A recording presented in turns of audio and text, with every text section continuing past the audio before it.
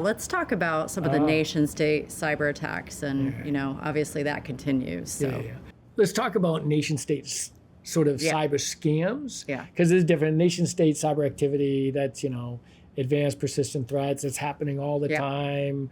We can talk about that for days.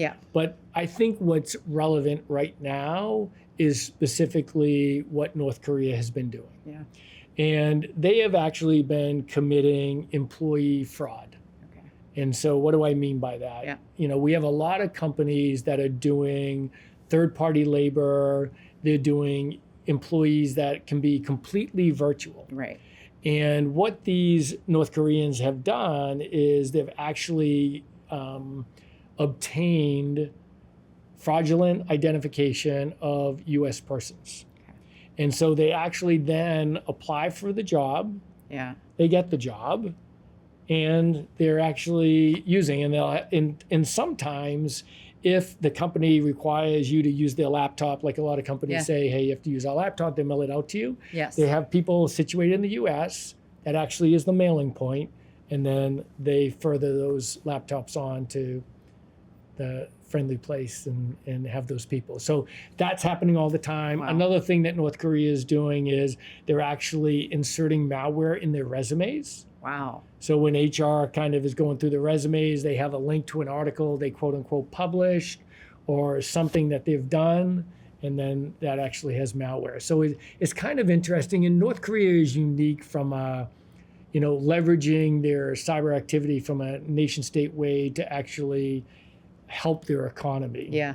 Right. And we know, just from the news and everything else that they're doing several other things. We've heard about the ransomware, right, that they're doing to also, pump up their economy and generate dollars to sustain sort of, the livelihood of many people in their country. So it's sad on one hand, right, but on the other hand, it's dangerous, and we need to be careful, all of us. A lot of companies are either partially hybrid or completely virtual, and I think there's a little bit different due diligence you have to do to make sure, and even at PwC, I'm advocating, our teams, when you have that virtual meeting, what are you actually doing to ensure that that person is in the United States? And there's a way to get the metadata of their IP address, where it originates, et cetera, without their VPN being on, right? And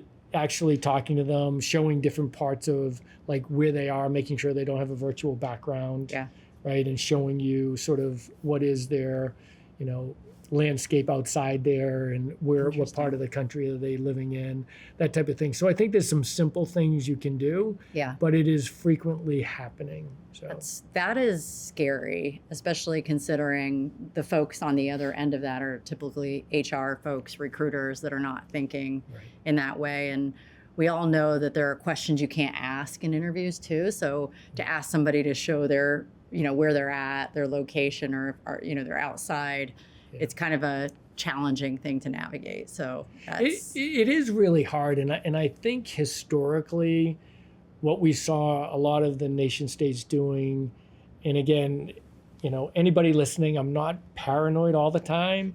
It's just I've been exposed to probably a lot of different things that adversaries do.